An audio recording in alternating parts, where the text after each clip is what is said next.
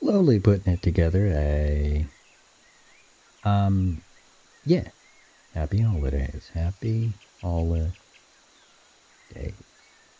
Right? Today, design chat. And we just been streaming lots, which is great. And here in the jungle, we like to make games as well as play games. We've been playing games, been playing variety games, and that's like all kinds of fun. We like to make games too. There's a game down below. It's called Small Towers. You're welcome to play because it's not for the bots. Get the bots out of the way. They're just demoing the game. It's for chat. So, today, the just chatting category is our way of taking over and yapping. I'm going to yap. I'm going to yap about design because this series presents the idea that anyone can make a game. We started very simple, and each time we spend about an hour, so we just do small steps. The whole point is you can follow these steps for an hour, and you build up over time. This is our 7th one. A viewpoint on what you should be thinking about. How do I mean that? I mean that we're going to focus on the player and the player experience, and we're going to follow a process that makes things a bit simpler. Yeah. Our other series, Design Workshop, actually makes stuff. Could be art, could be code. We do stuff in the game engine. All the software is free. There's links down below in Twitch here. It's easy to see how you could do this too. If you're watching this on anything but a mobile device, you already have all the computing power and all the software is free, you can do this. You see the theme here. Today in Design Chat, being that it is our 7th one, there's lots that we've already talked about. And I mentioned last time I was going to stop recapping and summarizing all the stuff we've done, because after a while it becomes nothing but a big summary stream, which is, we have an hour. Let's try and do better, right? But I need to refer to the things that we've talked about. Because first and foremost, design is about the people that we design for, in our case, the player. We're doing game design, so it's about the player. We are designing for them, and it starts and ends with them. We find out who they are and what they need in the beginning, and then we test it and see how they think of it in the, quote, end, but then repeat the process, because with that new insight, we have new insight on their needs and do it all over again. This design process is what we followed to make up a game. Very simple game. We sketched it out here on paper where we said, okay, player, you are a square. And you can move up, down, left, right. You can, maybe we'll just say you can use W, A, S, and D. Sure, why not? That's what players would understand immediately. And you are this square in a flat 2D world, player. And then players would ask questions. We've talked about this, right? I swear, this is number 7, so if you're new to this, I invite you to just go look the previous 1 hour or so installments. It's there for you on YouTube, on Twitch. Go to town. We said, okay, player, you are this square. And one of the questions they would ask immediately is, okay, but what am I trying to do? And we say, well, you're trying to get to the win square. If you get inside the win square, you win. Now, we could label it win. We could, I don't know, I mean, as long as it's different. I mean, literally, if it's blank like this environment, this blank page, right? Maybe it's so obviously different that it is an attractive thing to go try and get inside. I don't know. But the idea was, this is a simple enough game that we could promote it to a player, and they may understand that this is an objective they can reach. It is attainable. They have the control they need, and they can do it. We found that players not only ask these questions like, hey, what am I trying to do? But they ask questions like, what can I do to get there? And what's working against me? Okay. Again, these are questions that we learned players ask of all games. In this game, we're saying, yeah, you are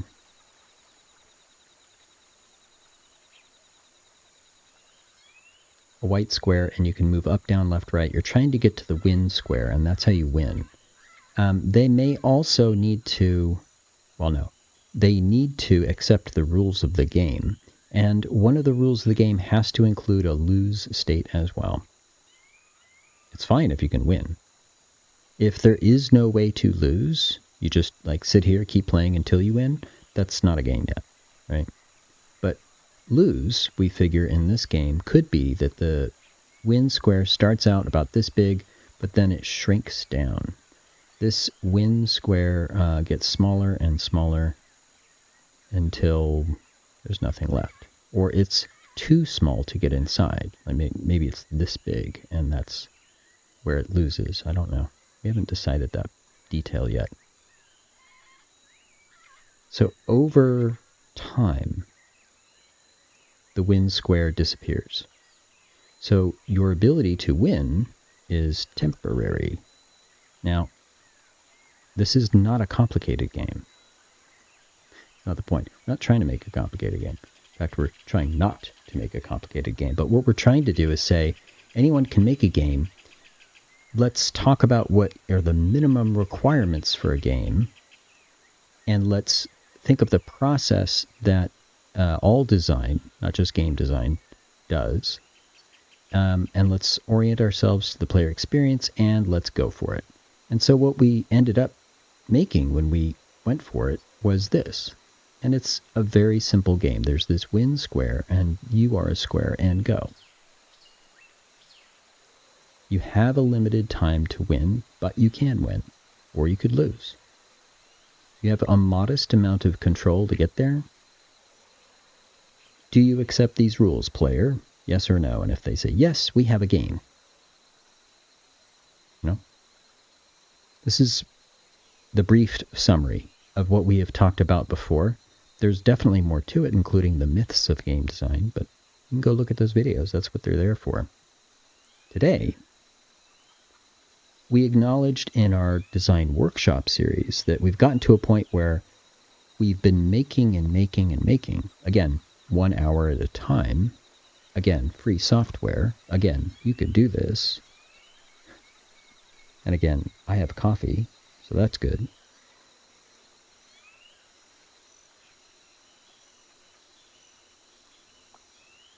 Well, we got to a point in the design workshop series where we said, we have made enough pieces. In 1 hour, we can make a small thing. And so we have been making small things. We have made some pixel art, which is great because on a square, we have this coin that is made up of pixel art that we drew in this program, GIMP. This is also free. And it kind of looks like a little coin that is, kind of on 3/4 edge kind of a thing. We brought it into the game engine, and we could move it from here to here. That's one thing we did. And then we said, cool, can we get it to move over time? That was another thing we did. In fact, we said, could we do it with like the A key and the D key? See where I'm going with this. And then we said, cool. Could we make some more frames to this pixel art animation and have like an edge on, and then like the flipped 3/4 view, and then like the head or tail, like full circle kind of view. These 4 frames, that's enough. Can we just bring those into the engine and then have it animate by changing the texture on this square that is sitting in the game engine in front of a camera? And can we do this over time?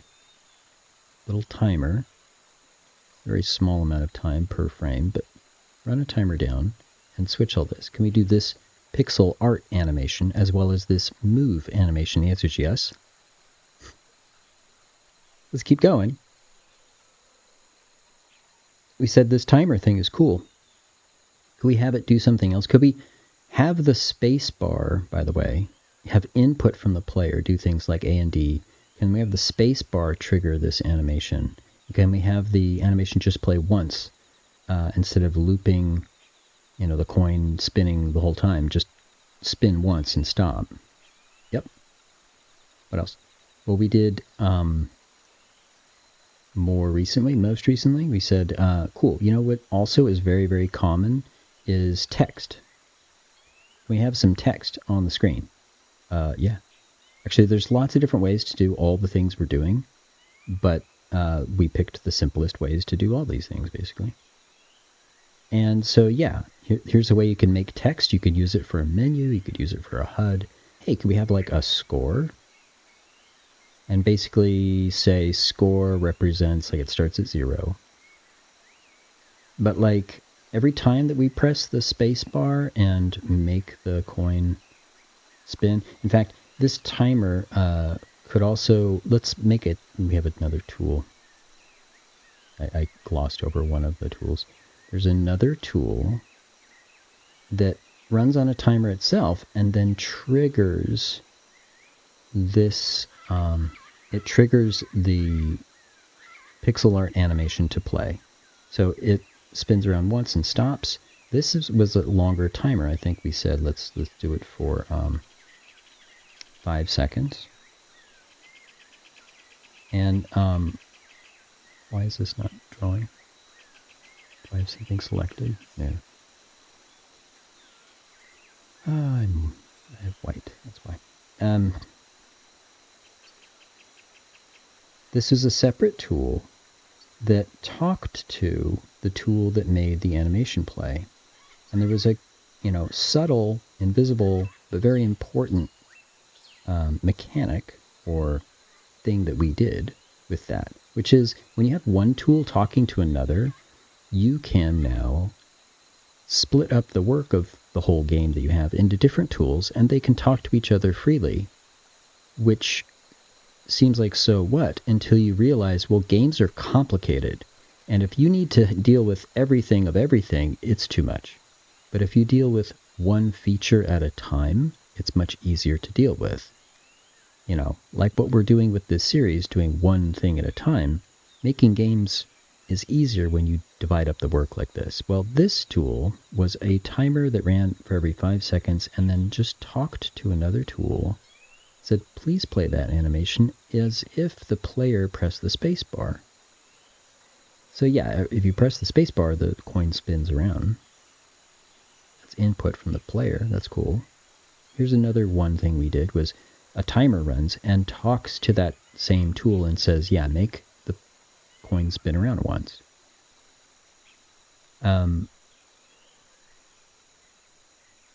So anytime the coin spins around, we also say, well, now we're going to +1 the score. And so this score is not just text on the screen, but it also is effectively keeping track of how many times the coins spin. So this is a grab bag, a collection of very common things players might want to do in a game. We called them mechanics. In our workshop series, we defined what a game mechanic was. And it's not complicated, but you may have heard this term before, a game mechanic.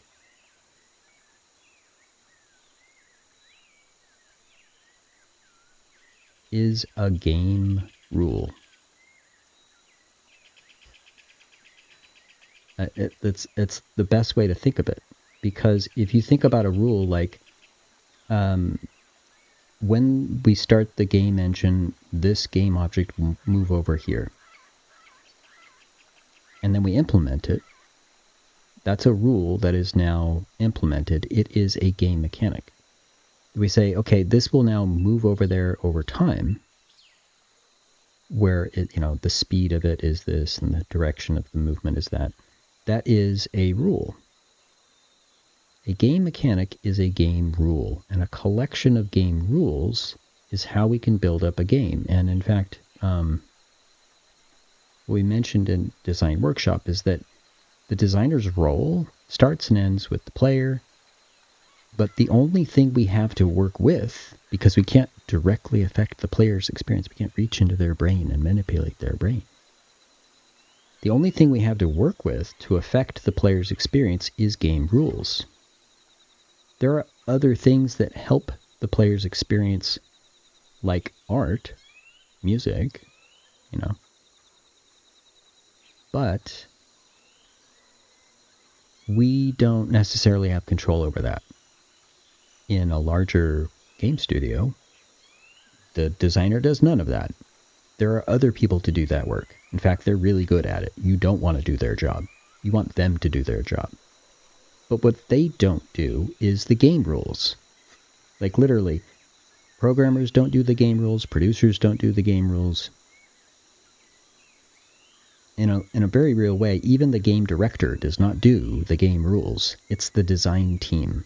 In a large studio, it's the designer's job to handle game rules. From that, though, from a list of game rules, gives rise to a whole system. We talked about this in Design Workshop. Systems are made up of lists of rules, in other words, game mechanics, put together, grouped together to do a thing, can make a system. And what we talked about in Design Workshop is this. There's this game idea in Design Chat where there's this square and you can move up, down, left, right. Got this win square which shrinks down, and then there's lose state when it's gone. Well, we actually made all of these mechanics, and it turns out we could apply them to this design and make this game with the same mechanics. We've kind of already done a lot of the work. True, we would want to repurpose it for exactly this game, because right now this is a coin that kind of moves around, which is not typically what you do in a game. It does animate, but like under weird conditions, and it's kind of just weird. You get a score for every time the coin flips. I mean, that's not a game. No, it's not a game. But it is a collection of game mechanics. And the method to the madness here is, hey, in Design Chat we've been talking about an actual game design. Because here in Design Chat we've been talking about what it is to make a game, what you need to make a game, and how we should be thinking about it. In this case, there are a collection of game mechanics from Design Workshop that we can apply to this game, and we can put the two together. We could be working on some of the design here, and we can be implementing a collection of game mechanics to make the game in Design Workshop. We've already set the stage for this in Design Workshop, so now it's Design Chat's turn to, okay, designer, what are we doing? To answer that question, because that's the common question that is asked of the designers at all times. Whether it's a big, hey, what are we doing, and we come up with this concept, or if it's small, hey, what are we doing, and there's a detail about, say, the speed of the coin or the speed of this character. The hey designer, what are we doing question happens all the time. All right. So what do we got? Well, a collection of game mechanics, including animation in sprite animation, animation in move animation. We got player input of any kind. We have timers. We have text. We have a way to have one tool talk to another. So what does that mean? Well, the tools could represent features of a game. The features could use one or more of these mechanics to follow the game rules that we want. So and last time on Design Chat, we talked about the design rules in more detail in order to look for improvement of the design and stuff. But we also mentioned that sooner or later we are going to run out of a testing ability here on paper, and we're going to want to transition to a game engine to see more opportunity, to find more problems to solve, etc. I think implementing this is enough of a step, I think, that we should get ready for that. If we do that in Design Workshop, we can get ready for it here in Design Chat. So let's organize what we have. We have a system for one of the requirements of a game is a modest amount of player control. Makes sense then that a player control system would be one of the things that we should do. A feature that is about player control.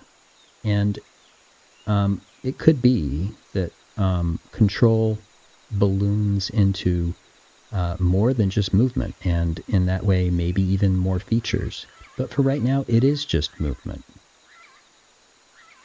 This system, this feature of player control, would be a collection of game rules, game mechanics. If the rules are well defined, then we could build them. We defined our rules pretty well on Design Chat last time. And we did that to find opportunities and stuff, but also we can use it in our implementation because those rules are directly applicable. They translate almost one-to-one into code. I mean, almost exactly. I guess that's an oxymoron, that phrase. Anyway, the point is, player control could be an easy way to divide part of what is necessary in this game. It is a collection of game rules that handle one defined category of things, which is movement of the player. It's true, we found out it's like W and S and D and A. Well, all of those are directions that need to translate into individual rules that will, move the character this way or that. We also found out there's a speed that we should be handling.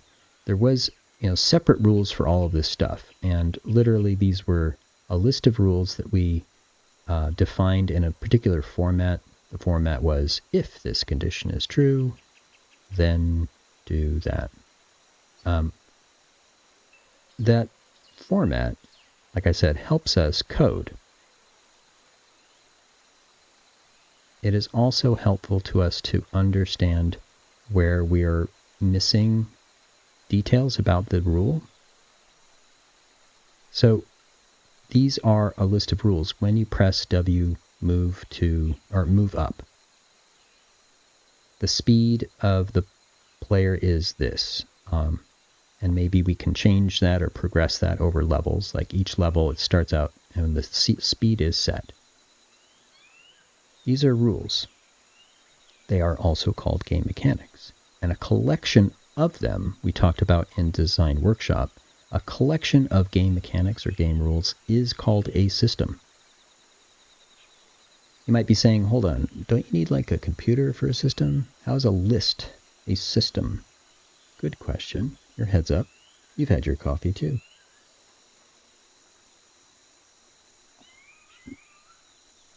Excuse me. It is a system. When you play a board game and you flip open the box and you read the rules, those rules you are reading constitute a system. It's true the game will not play itself, But it's funny how the game does do things like remember where you are on the board. How? Well, there's a piece and you put it on the board. Put it here or you put it there. There's actually memory on board games. Think about that. There's memory on a chessboard. Where's my knight? Well, it's right there. It's on that space. And that's actually memory. And when I move the chess piece, I'm changing the memory of, I'm changing what the state of the game is, I'm also changing some memory of where that chess piece is. Now, this is not the Design Workshop series, this is Design Chat, but what I'm describing are variables, and that's what we've been playing with to implement these mechanics. There is a strong link between these two series. Design Chat talks about design. Design Workshop implements the design. And you can't really separate these. We've been doing them separate. We're going to be combining them now. Player control is one of the requirements of any game. A modest amount of player control to win or to lose. They can try and win. They could lose, though. And there are a set of rules that we can define to make this game satisfy that requirement. And therefore, this makes a pretty logical system or feature of the game. Player control is a feature that we will call this list of rules. Cool. And in that way, we can kind of neatly check that box and say, cool, we have a modest amount of player control. There's only a couple more requirements for a game. Another one is that the player could win or lose. Okay. We have this win square, and I guess we could come up with a better name for it, but win square kind of says it all. This is a feature. It is practically the only unique thing about this game. The fact that there is a space you can get into to win. The fact that it shrinks over time. Turns out there were a lot of rules. This feature of the win square handles loss, if you think about it. Because here's the win square, it's over here, it's this big, and go. And then it begins to shrink, and when it's gotten to a certain point, it stops, the game stops, and you lose. There's actually quite a lot going on with the win square. The win square set of rules turned out to be pretty big when we looked at it in Design Chat last time. All told, we probably had something like a dozen rules. Most were divided among these two. Most of the rules of this game that we're thinking of could be neatly divided up among these two features, the player and the win square. Because implied in the win square is the way to lose if you take into account the time element of the win square being available. And a very hard stop of the game when the win square is no longer there. So this feature, again, a list of rules that we will call game mechanics, is constituting a separate system. If we look at what we've been doing for Design Workshop and the grab bag of game mechanics, we could recognize that some things already follow the pattern that we're doing. For example, we have a script that is handling movement of a coin in a way that is similar to what we're talking about for this system. One script handling one feature. That's a very easy way to think about it and organize it. If there's a problem with either the win square or the player control, you can go straight to one place and narrow where you're looking for the solution to the problem. When you have something as complex as a car engine, or building a house, or building a game, you need to find ways to organize. You need to find ways to focus, so you can focus on one thing and effectively forget the rest while you work on that one thing. You need to do that. You will not be able to think of all things all at the same time. It's not only not efficient, it's not really possible. We are not parallel processors, we are serial processors. Anyway, point is, we've already begun to do some things in Design Workshop, like make game mechanics, and we've kind of already organized them into separate tools that sort of represent features, even though this is totally not a game. This is a game design, And we can say, oh, no, this is a feature. Player control is a feature that we want to organize these rules under.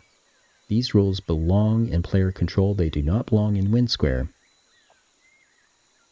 In fact, one of the rules we might say is, can the player move at all? Yes or no. Which would be turned off to no when they win or lose. And it would not start until the level started, right? This is a subtle but key point that we could run into later. In the spirit of design, I will tell you, we just added a rule. Is that okay? Yes. We're constantly revising and improving. As soon as I realized, oh yeah, we are going to want a way to stop the player from moving. In fact, we kind of talked about it last time in Design Chat. As soon as we realized that, we could add a rule, change the rule, improve this system, improve this feature. Technically speaking, this is systems design. You might be thinking, oh no, that must be technical, right? There's like code involved. No, no. It's a list of rules that work together. That's a system. Now consider this. Just like we have this tool here that runs on a little timer.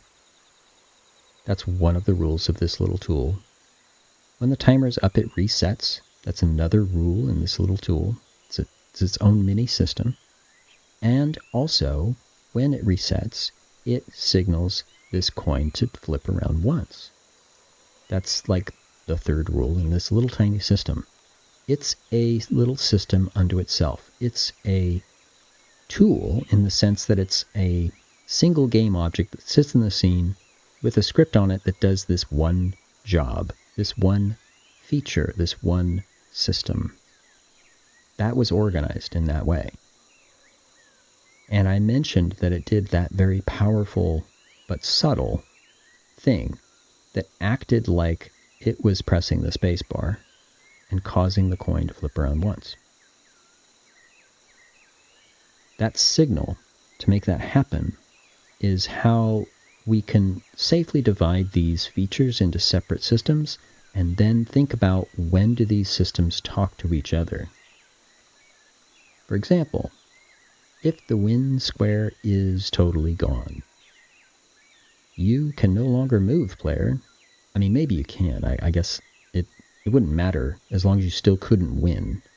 But let's say this, the beginning of the level, we haven't started yet. You cannot move yet, player, because you can't, cheat and get there before we start.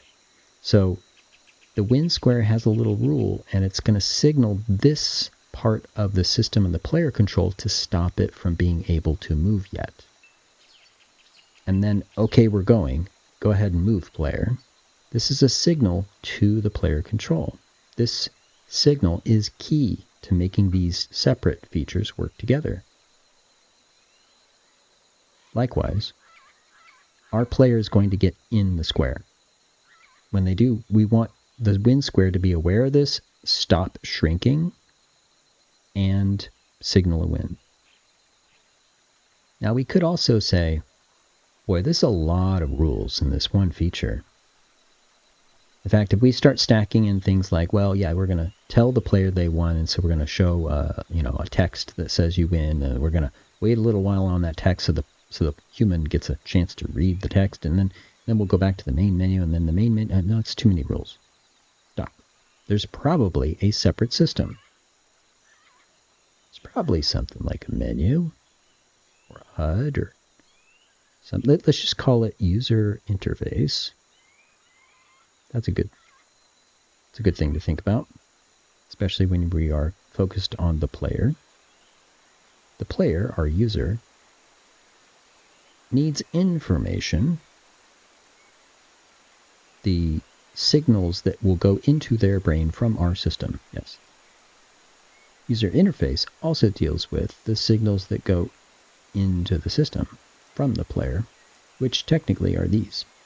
Now the player control is kind of already handling this signal from the player to the game. Yes. They press the W key, and this player control system can totally handle that. But, point being, There might be some HUD to display where there's like text and, maybe like our score thing, the score mechanic here, we like keep track of time or what level they're on, something, right? On the HUD or the menu or something. If there is a menu, it's going to have a button that says like play. We could even have a button that says like credits, and we like roll the credits, like chat, You could have a big old intro cinematic. Who knows? You could get fancy with it.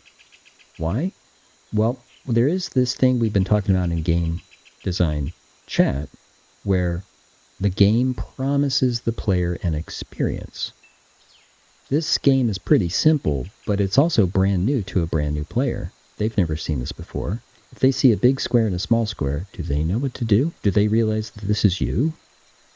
Do they know that WASD is how to move this square? Do they know that you need to get to this square that is called win? I mean, maybe we put a big old sign here, but maybe it's just, do they know this shrinks? Do they know there's a limited time? There's actually quite a bit of information that a brand new player would need to know. And we could shortcut it and make it part of the promise, but neither of these features handle this at all. And yet it's so critical, because if there is no player, there is no game, right? We talked about this. If we don't have the game explaining to the player who they are, where they are, what they're trying to do, what's working for them, what's working against them, right? Then they're lost. And if they're not playing, we don't have a game.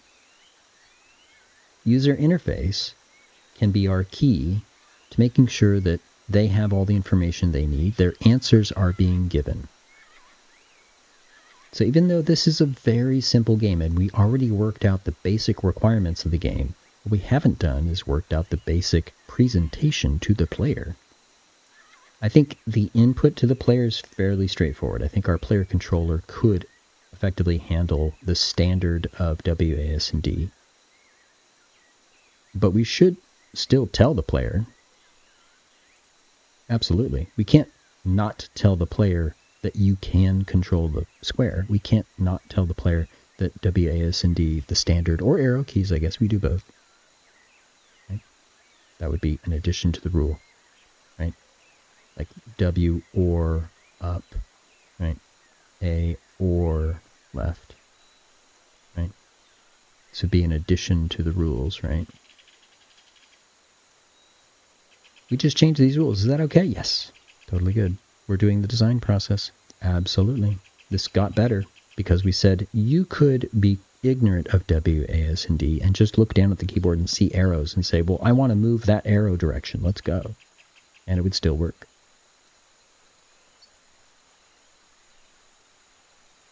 Well, we need to tell player things, yeah? How do we do that? Well, a good thing our text feature was implemented in Design Workshop. Hey, now the sky's the limit. Let's go.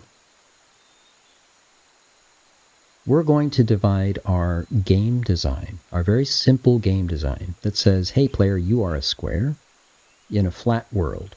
You can move up, down, left, right, and you're trying to get into this square called win. But this win square will shrink over time and disappear where you will lose. Ready, go.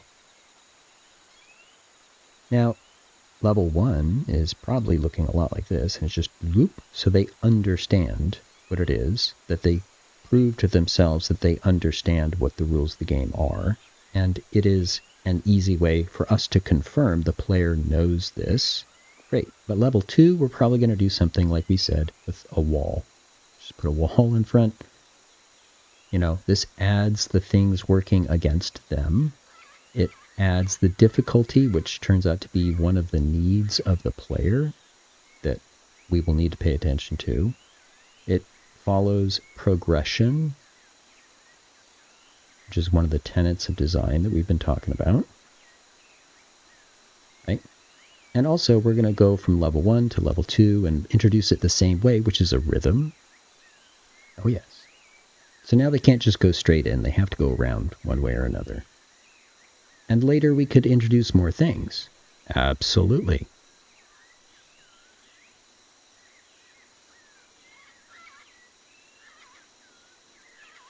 In that way, we have the makings of the design of the game, including a division of the features into organized sets of rules, otherwise known as game mechanics. These features are otherwise known as systems. And this is systems design. Even though we haven't written a lick of code for this particular game, certainly written a lot of code for this, or some.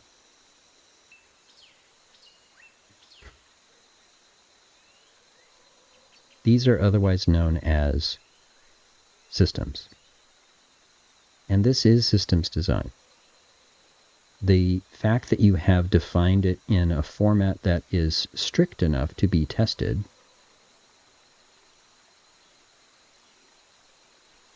means that it's strict enough to be coded. If this condition is true, then do that, is a format you can rely on to be codeable and strict enough that you can test this on paper, but then graduate to a game engine and code almost one-to-one.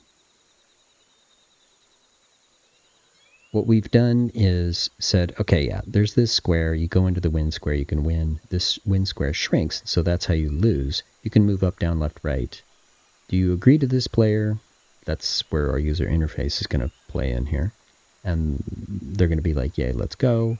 Level 1, we've confirmed they can do it. Let's move on to level 2. And let's continue to evolve ways they could lose, things that are working against them, and maybe even give them some things that are working for them that they didn't have before to keep it interesting with variation, contrast, rhythm, and progression. You see how we're putting all this together? We do have all the mechanics. We can build this. We know how to organize this now. In fact, with the list of rules we came up with last time, this is like another 6 or 8 rules, especially the user interface. But we actually have the pieces already. What we don't have, for example, is a design that would make more sense to this player. We listed these rules in this format to find opportunity, ways to improve this case, the system, which we did last time. But we can also go back to the player experience, because that's always safe, and look for opportunities from their perspective, especially if you role play as a brand new player who has no idea what we're doing and has all kinds of questions. Yes, we've answered the questions already, but a brand new player has those questions all over again. So let's role play and be a brand new player. I'm looking at a blank screen with 2 squares. One is big, says win. One is small, and it's over here. Who am I? Where am I? I can look at this space and I can imagine I am here, but apparently either I'm like, I don't know, first person and I'm looking at 2 squares, or I am third person and I'm one of these squares, maybe, or I'm neither. This is a cinematic, who knows, right? They have questions. A brand new player has questions. And one of the things that would help us immediately answer some questions without saying a word, we'll come to realize that actually using these words, the text that we just implemented in Design Workshop, is best thought of as a crutch. Yeah, we could put a win label on the win square and make it pretty clear. But A, what if you don't speak English? B, it's a crutch. Wouldn't it be better to have an icon like a stopwatch to indicate time? Wouldn't it be better to have an icon like an arrow to indicate movement? Yeah. So how do we visually answer some of these questions that all players have? Who am I? I mean, could it be as simple as taking our square and changing it. Visually change it so it looks like, oh, that's me.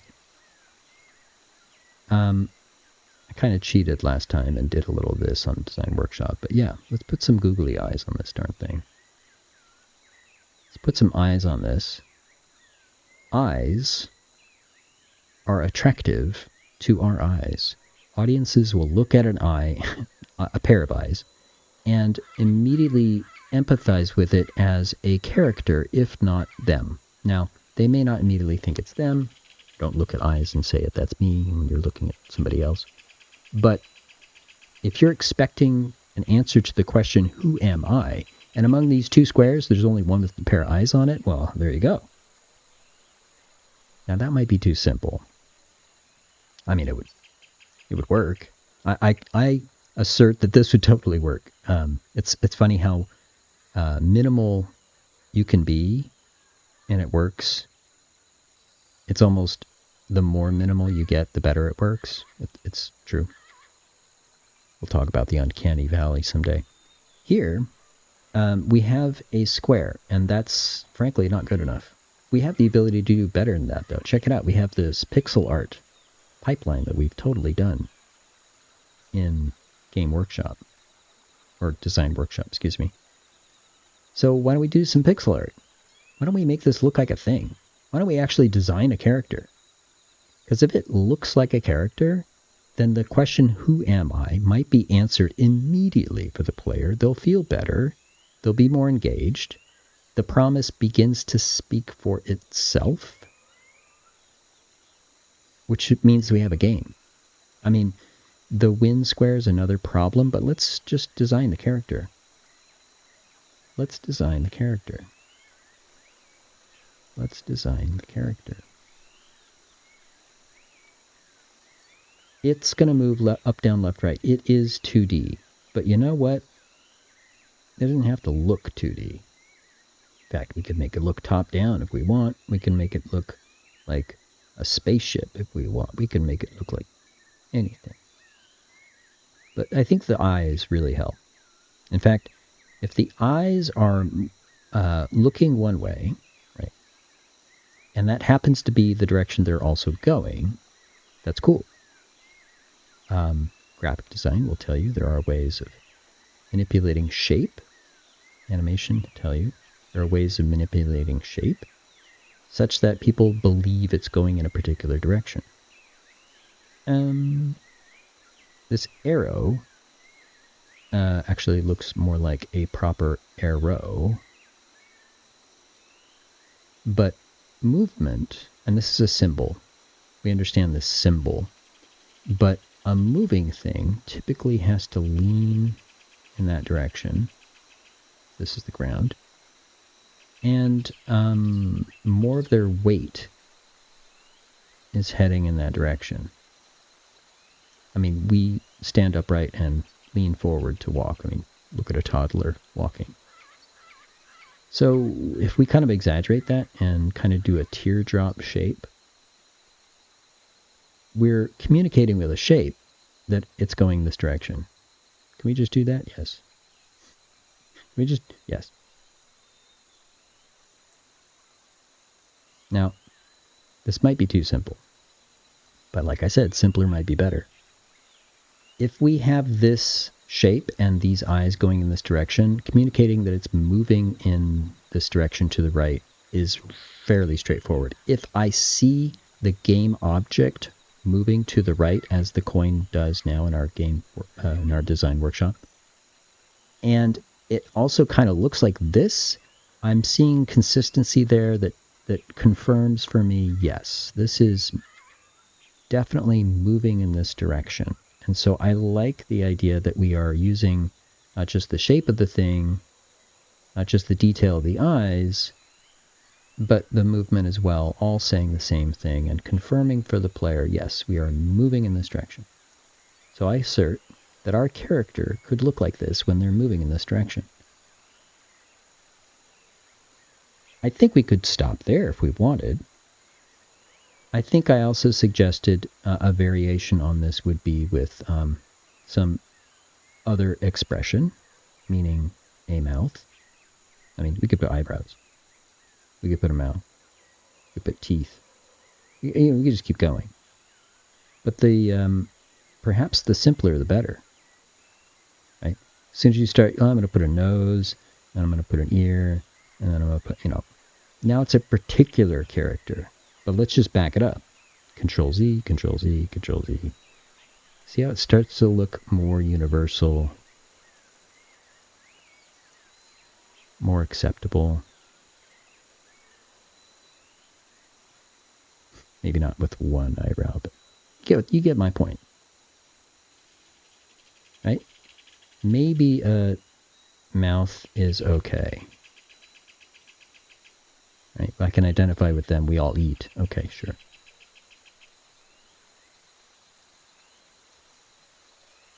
What if we did that? What if the mouth was able to convey things the eyes could not? Right? Pain. I mean, we don't have damage in our game, but let's say pain could be like,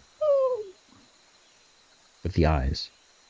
But you add the mouth, and oh my goodness, they're in such pain. It's so much easier to say that, right? What if they are determined? I can do this with eyes and a mouth better than I can do with just eyes, because he might just look sleepy without the mouth. There's some basic cartoony character design going on here. I assert we don't need much. And we don't have anything like damage on our character or anything like that. But let's imagine they lost. They didn't get to the win square in time, and they're like sad. Right? Well, now it's really easy to say because they have both eyes and a mouth. I'm down with this. Hey, if you're here on stream, you could have a differing opinion and speak up on chat, and I would look over. In fact, if you do show up on stream, please use Command Ty in chat, because Command Ty lets me know you're here. Okay, public service announcement. So I assert, yeah, we could easily add a mouth and call it good. Done. So I say this is the shape of the character when he's moving this way. She, he, it, they. So, cool. What does it look like when they're moving that way? Funny you should ask. We have a tool here that does this. If we just take it, flip it, doesn't that work? Yes, it does. And in fact, we're sort of at the same time sort of designing the art. I mean, it's character design, but we're also designing like the animation states in a way. We can talk more about that. In this way, though, we can say, okay, I can see it moving left, and I can see it moving right. And please note, this is a test. We're doing it visually. We're pretending we're the player. We're pretending we have all kinds of questions about what's going on. We say, who am I? And we see this. In fact, we see this, and as soon as we touch the keys or anything, it does this. It moves this way and that way, looking that way. I'm starting to feel like, oh, that's me. Right? And if I'm wrong about that, I say, I am the big square that says win. I'm going to be corrected on that much easier because of this visual design. We're doing a test right now. The test is on paper, but it's still a test. We're still following the design process. In fact, this is also a rule because we're saying when you move left or move right, this is going to change the shape and the appearance of the character. Okay, what if they're not moving? What if they're not going left or right? What does it look like then? Well, okay. Maybe we need to further confirm that this is you and that you are not moving. Let's put the eyes in the center, like all of this coordinated together, right? Let's put the eyes in the center. Let's put flat space and a rounded top, just like what they have here, but it's got to be even on both sides. So we'll just kind of, that's fine. Not quite teardrop, but close, right? And the mouth, yeah.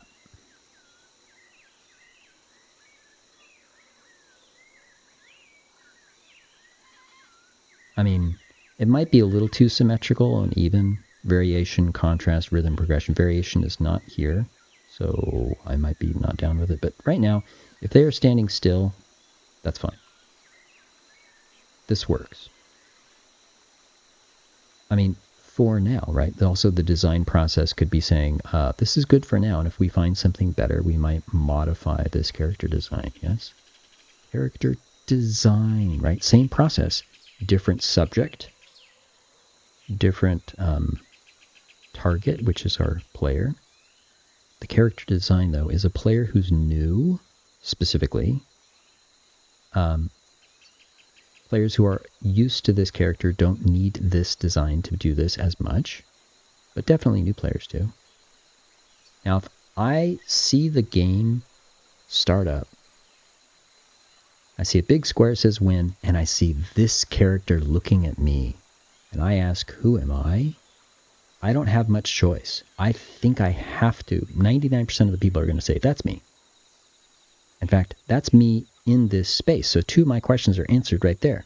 If I see a square and I could read the word win, I kind of already know what I'm supposed to go do. It almost says it all.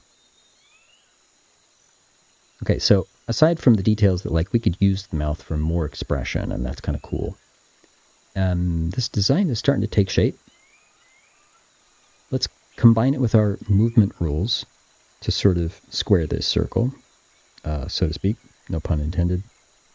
Because before we said, here's a square, and you can move up, down, left, right. And that's fine. I mean, that's still true. But here we got a character design, and we haven't defined what happens when you move up and down. Should this look like the character is going away? I mean, effectively like this. We don't see its face at all. And when it's moving towards us, does it look like this, where, I don't know, it's looking down? But what's the difference between this and this? Actually, there's very, very little difference. There's not enough contrast. And in fact, this is too much contrast. Where did his face go? I assert these are terrible. I say this is a terrible idea. We should not do that. If I say, oh, that's me, wait, where did my face go? Maybe that's not me. Or maybe I've changed so much, the rules of the game have changed.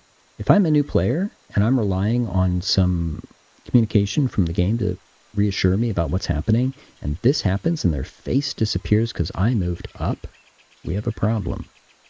I assert this is no good. I say no. Don't go down this road. We tested it, though. I drew it out. Now I'm crossing it out so we don't never think of it again. Because, yeah, if that disappeared, we'd have a problem. And this really is very similar. It's too similar. Have we seen games where you do exactly this and it works out great? Yeah, but they have a different style. They have a different character design. And I assert we don't necessarily need to do these. Check this out. What if our character looks like this, and we might move left or right, and it looks like that when we do. When we move left, it looks like this. When we move right, it looks like that. And we might stop, and it looks like this.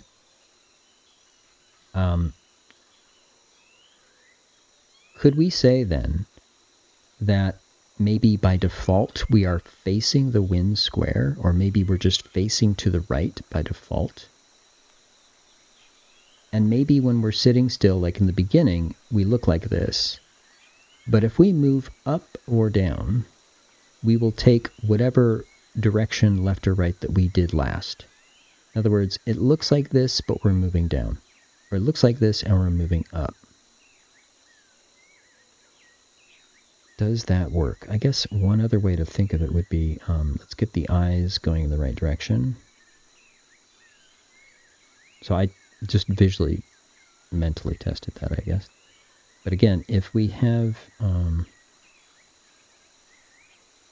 this and maybe like that, so that he is left or right, but moving up and down. And we could flip this. So this looks a little bit more like down, actually.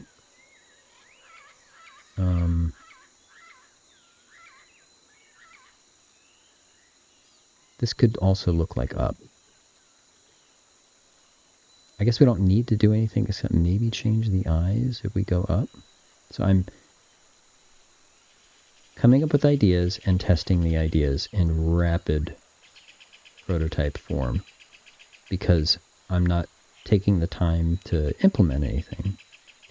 The eyes are really the important bit, aren't they? They are. This indicates a couple of things. We might make rules about the eyes, and we might make the eyes a separate piece of this character. Specifically because the shape may stay the same, but the eyes need to tell us what's up. What if, for example, we were going up, we had the same shape as if we were going to the right? Right? And if the last thing we did was go left, and we went up, it would be this but reversed. We would be as if we were going to the left, but our eyes are looking up. In other words, it's remembering which way we did last, left or right, and using that. And we could go down or up, but we would flip it if the last move you did was going to the left. If the last move you did was going to the right, we would show it exactly like this. Okay? And you hear me very specifically detailing the rules. Nerdy me is doing the design process. What I'm doing now is detailing very specific rules in that format. If this condition is true, then do that. And wait a minute, but this is just the animation of this character. It's not even the movement system of this character. Yes. That's right. Did we find a whole new system that we need to detail a set of rules for? Yes. Welcome to design, where you can always improve, and you will always expand the ways you can improve. We find new places to perform the design process and make it better. In this case, we said, let's put some googly eyes on our square. And it turned into this, which is communicating much more. This is saying things so much better. This is a vast improvement over the square. Agreed? Agreed. Yet, as we go down into the details, we find some dead ends we don't want to do. We find some things that look kind of better, but they implement brand new rules. Like what? Well, here's the animation feature. This is the, yeah, let's just call it the animation feature, because this is probably the only character that's going to have sprite animation. We'll do sprite animation here again, bring it in just like we did with the coin. Do that in the design workshop. But literally, we need eyes as a separate layer that point in the direction. And it could be up, down, left, right for now. I'm already thinking we might need to have a way to determine what if they go diagonal. Can they go diagonal? If they do go diagonal, do the eyes show diagonal? Like, that's already a thing. We need the eyes to point, and I'm just loosely, I'm not describing if-then condition. I'm loosely describing the categories of mechanics that we will need to define for this feature or system. Follow me there? This is a loose description. This already ballooned up into 4 or 5, maybe 8 different rules that would be done in this format if we did it in full. So this is a summary. But we have a separate body shape that needs to be likewise up, down, left, right. It's true. In fact, I can pretty much say we can do with just up, down, left, right on the body, but it's very possible we're going to need to have the eyes show diagonal. I don't know. We'll see how far we can get without it. We'll test that. And if it turns out it's a big need of the player, we will come back and revise it.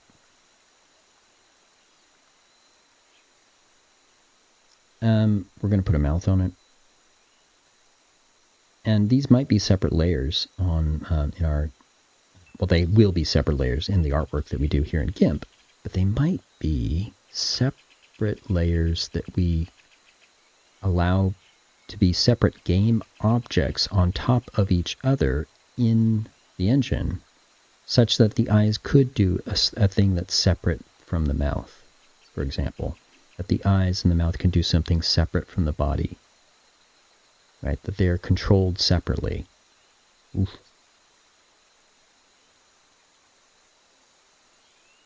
The mouth has expressions right now. I can see we need neutral, happy, and sad. Neutral being I'm playing the game. Happy meaning I just won the level. Sad meaning I lost. And this will help confirm for the player what happened, right? If I see this, I realize, oh no. And by the way, eyes also need to say happy and sad. Oof. Oof. Oof. In fact, up, down, left, right for the body shape, but also neutral, right? Oh my goodness. We almost forgot all this. But see, this is why we start detailing all this, so we can see all the pieces we want. Eyes can be happy and sad as well. And those won't go up, down, left, right. Happy and sad are going to be looking straight at us. Like neutral. In fact, maybe happy is just neutral? I don't know. We'll come back and revise that. We'll do a test and we'll see. It's okay that, you see how safe this is? It's okay to be like, I don't know. We'll plan to test it. And then we'll know better. And we'll revise if we need to. So, I assert our next journey into the design workshop is going to be some pixel art to make this character. We have a plan for a couple of layers to do, a general idea of how it should appear to the player, and therefore we could go for it and make some pixel art and bring it into the game engine, effectively replacing our pixel art coin. But check it out, there's a new feature too. We were talking about a set of features for our game, and holy smokes, there's a new feature. Yeah. Don't forget about the animation feature. This is the character. This is a system with a set of rules, at least, several actually. And it will definitely be getting signals from player control. Absolutely. Player control is going to be signaling animation feature all the time. In fact, I think it's a one-way street. It's a good thing that we recognize where the connection, the signals are going. And it's a great thing to recognize that it's a one-way street because this simplifies everything. Player control talks to the animation feature all the time and says, we are going up, down, left, right. And therefore the body should look like this. Therefore the eyes should look like that. Hey, you won, so your mouth should look like this. or you lost, whoops, hi, or you lost and it should look like that. Hey, if you won, it's like, hey. Right? Neutral, happy, sad. Right? Now, is this rocket science? No. Is it complex? Yeah. We're building up complexity. Bro, we went from like the simplest game idea ever and said, well, we have some mechanics in this other series. Can we use those to make this game? We're like, yeah, okay, let's figure that out. But look at all this ballooning complexity. We did it over time. I mean, each one of these is not hard. Press W, go up. We've actually done that. You know, press A, go to the right, or go to the left. We've done that. And neither are any of these other rules, but you put them all together, and yeah, it's very complex, actually. And it's such a simple game. I assert, when we get this together and put on a menu, a HUD, maybe a leaderboard, maybe a way you could enter your initials for winning or some time or score or something, you realize, wow, there's a lot. We put in some music, some sound effects. You're going to realize this is really complex for such a simple game. We went with the bare minimum. What do you need to make a game? And we came up with this in like an hour. And is it the best game ever? No. Will it improve if we continue doing the design process? Yes. Yes, it will. Yes, it already has. Yes, we got it from nothing to something that is meeting the minimum requirements for game, and then we continue to improve because we're not stopping the process. We found more ways to make it better, including answering the player's questions right off the bat with a character design, yo. Let's do it.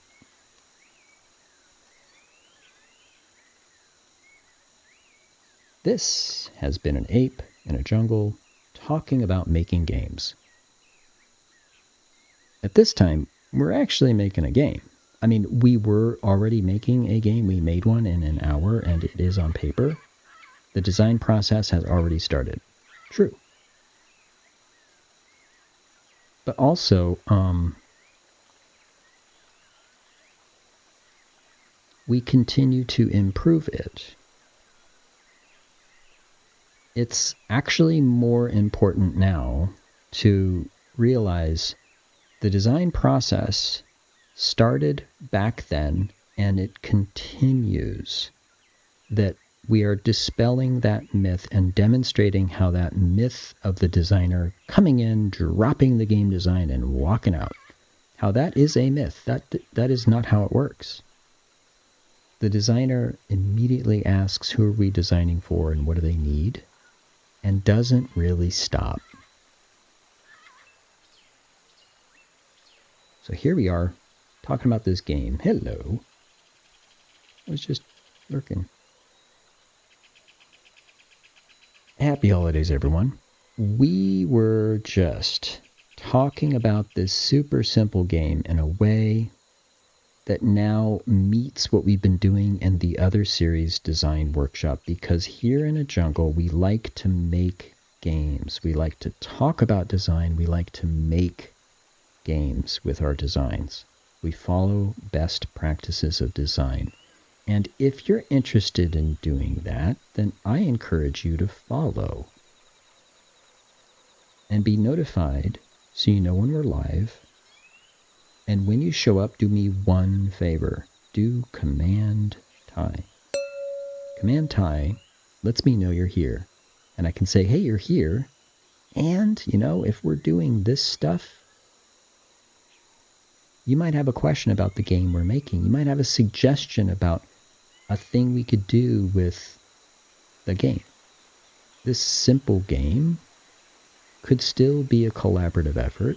There's no reason you just need to watch this ape doing it. You could be a part of it. It's up to you. These videos will be there at your leisure.